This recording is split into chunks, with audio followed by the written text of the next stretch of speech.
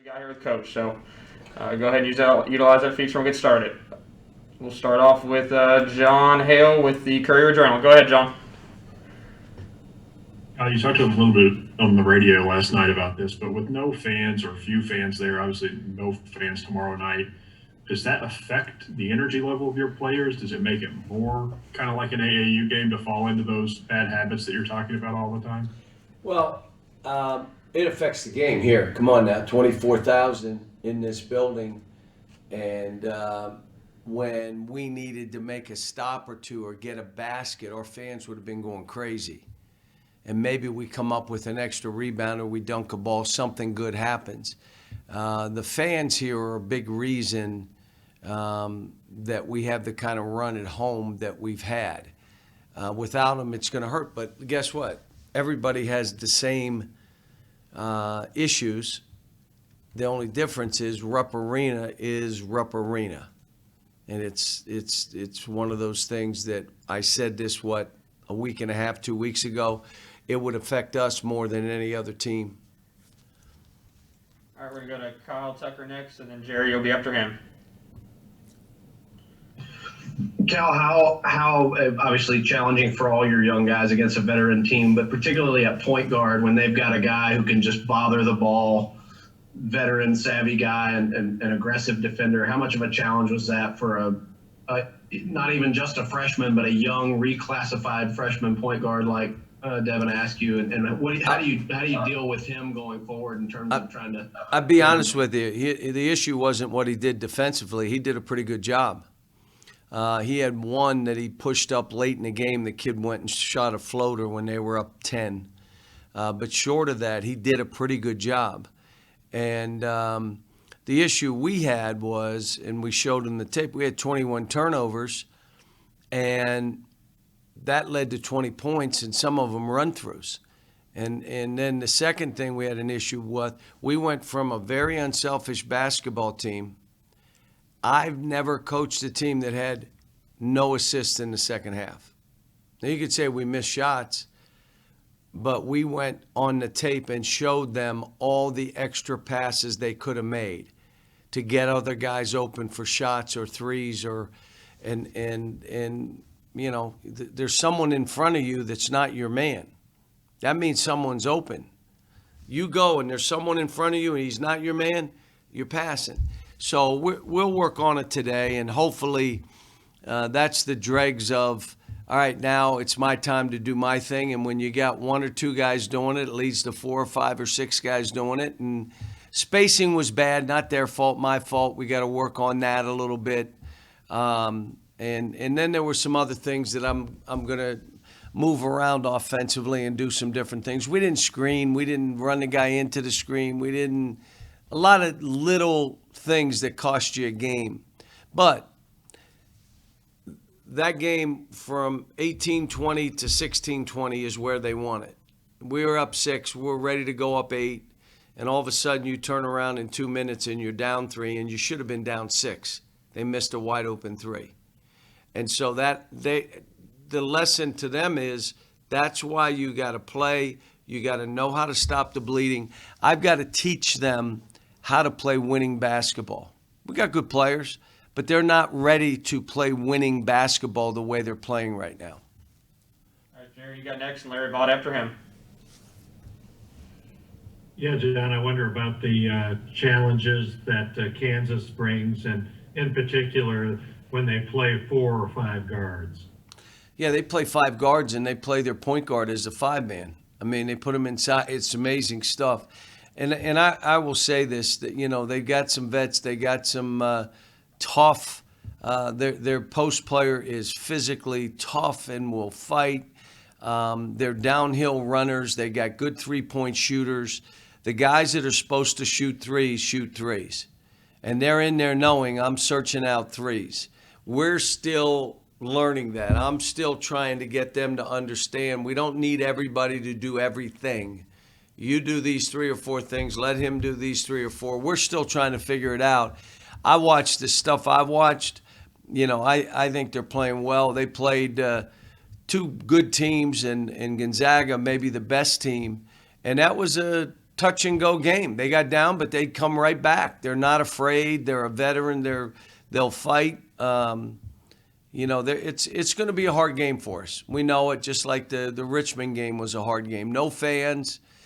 We are leaving today because of this weather. I got spooked when you wake up and there's a foot of snow on the ground. I'm like, we better get up there, or we may be getting up there an hour before the game. So we are leaving today. All right, Larry, and then Christos, we'll go with you after that. Yeah, John, I was going to ask you about your travel plans since you just talked about that. Can you just talk about if there was a positive yesterday about the way your guys did rebound the basketball? Well, there's a positive how we defended. I mean, that's a hard team to guard with a bunch of young guys. And I told them, if you defend like that and you out-rebound a team by 20, I really never heard of a team losing that game. But I said, when you get 5 assists and 21 turnovers and you don't create a good 3 for us, and the ones that were created we missed, well, that's when you lose the game. I never thought our issue would be offensively, but when I think back, just about every year I've done this, it's been the same. Like, we still haven't figured out how exactly we're going to play. We've got good three-point shooters. We're not going to rely on it. We're not going to take 40. But I told the staff, again, we need to take 17 to 21, 22 threes. And again, the guys that can shoot it, let it go. We can do some stuff with even Cam. Cam had 3 opportunities for threes, and we didn't throw him the ball. We charged one time. We tried to do a step through one time. We threw it to the wrong guy one time. It was almost like we tried to make everything hard. I got to make a play here. And so we got some work to do offensively. We did some good stuff, but not enough. The ball wasn't, like I said, we didn't create a good shot for a teammate. The assist, I've never seen a team with 5 assists, no assist in the second half. So we got to work on it. We got to talk about it. We pointed it out today. And now we got to do what we can to get ready with a quick turn and get on a plane and get to Indianapolis. Christos, we'll go with you, then John Clay after that. Well, Coach, I would like to ask you have a new team this season. How evaluate the progress of your team so far? And also, 2 of your former players, De'Aaron Fox and Bam Adebayo, get Supermax extension. Do you believe that in this class of your team, do you have players who can get Supermax or become NBA top-level players in the near future? Well, I would say this, and all these people on this call, when you watch Bam the first week of the season, did you think he'd be a Supermax player in the NBA leaving after a year? Or even if you watch De'Aaron Fox the first week of the season, they'd probably say no. Probably tell you, well, he'll be back. And, the same whether we say Jamal, who got a Supermax. I mean, all these kids. I mean, it takes time. This is different. I got 10 new guys, no returners. Now, I've started 5 freshmen before. I think it was in 2014. But that team took us till March. Woohoo! It was March before we clicked in. We got to get Keon back here. Let's hope in the next 2-3 weeks he's back, and then we can figure out what we do from there. John Clay, then Lonnie after that. John, what did you see out of Olivier yesterday? How did you think he played? Better. There was some stuff in the second half, shots that I thought he could make. Missed, a couple free throws, but what he gave us against a really good big guy that he got in foul trouble, he went right at him, showed me, okay, we know where we are there. We know what we got. Now, Kansas will play it a little different. They'll dig like crazy. They'll trap. There may be kickouts for threes. They work on closing that way, but, it showed us we can throw him the ball. And when we did, something good was happening. Our spacing wasn't great.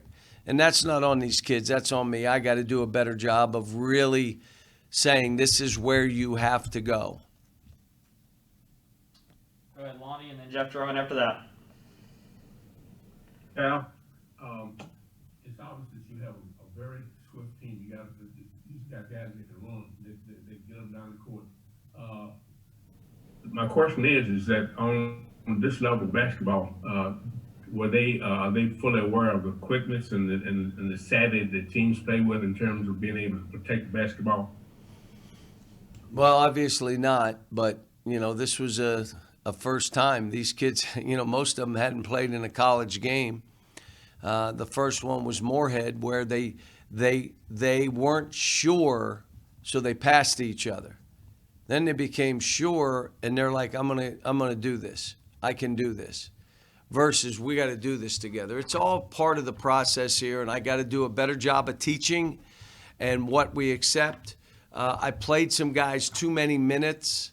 Part of it was they said Davion had 2 fouls, and he didn't. It took 5 minutes to tell us that he had 1 foul. He didn't have 2.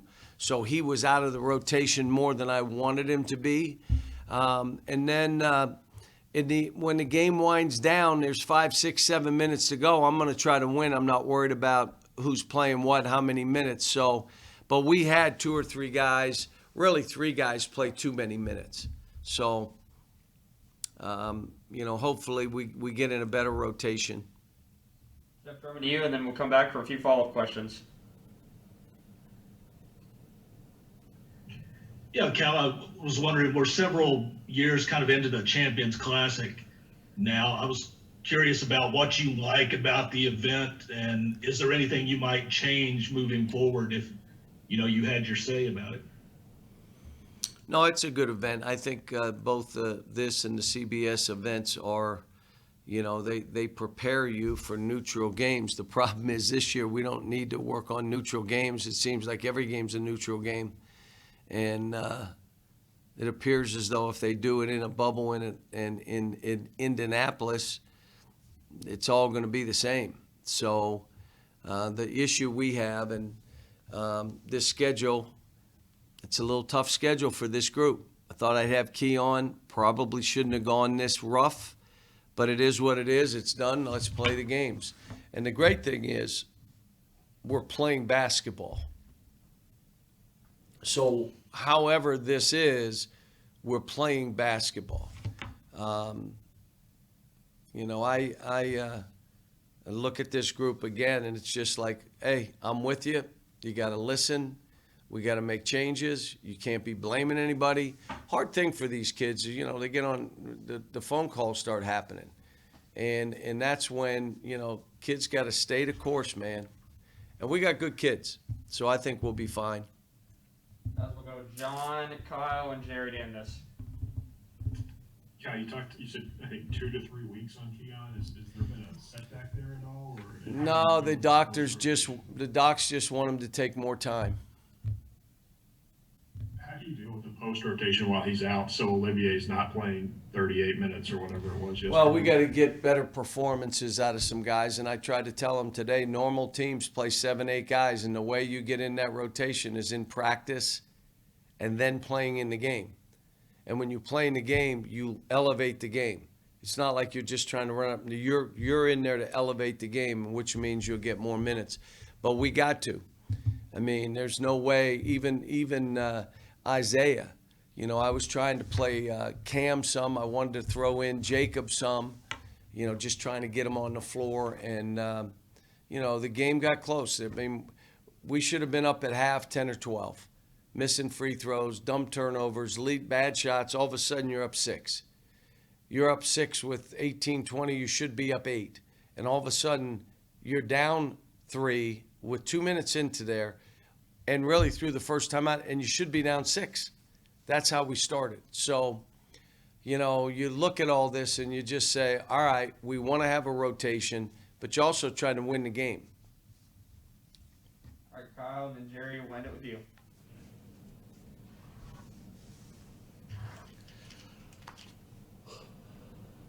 Am I up?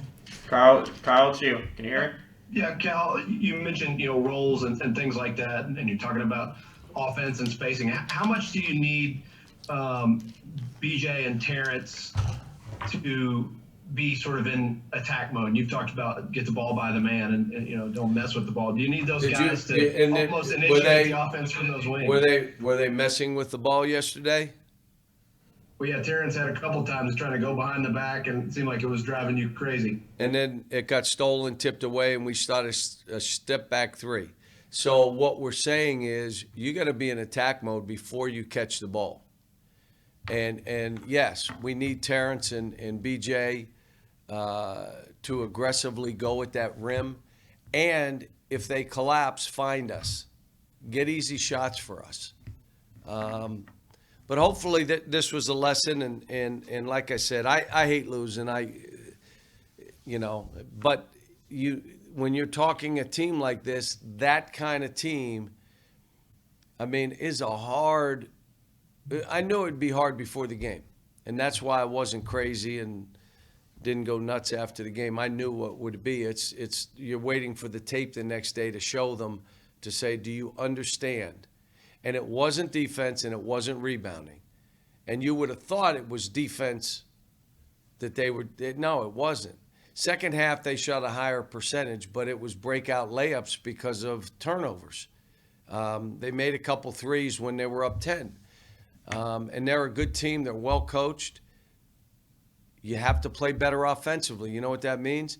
You have to set better screens. You have to create better shots for each other. You can't just go try to get your own, especially, you ready? Early in the shot clock. You can't do it in the first 5 seconds. If you got a layup or something easy, fine. But if they collapse and it's early in the clock, give it to somebody. Jerry got the last one, Cal, and then we'll get Terrence in here. Go ahead, Jerry. Can you hear me? Is it okay? I can barely hear you, Aaron. Cal, I wonder about Marcus Garrett, the Kansas guard. How much of a challenge is he compared to, say, to Jacob Gilliard last night? Different, more physical. One is a tiny, quick water bug, Tyler Eulis-ish. And, Garrett's got some size and girth to him. He'll physically come right at you. Terrific defender, one of the best defenders in the country. And so whoever he guards, you may be a creator because he's going to lock down. He's a good defender. All right, guys, I'm with Coach Cal. Give me just a moment here. We'll get Terrence.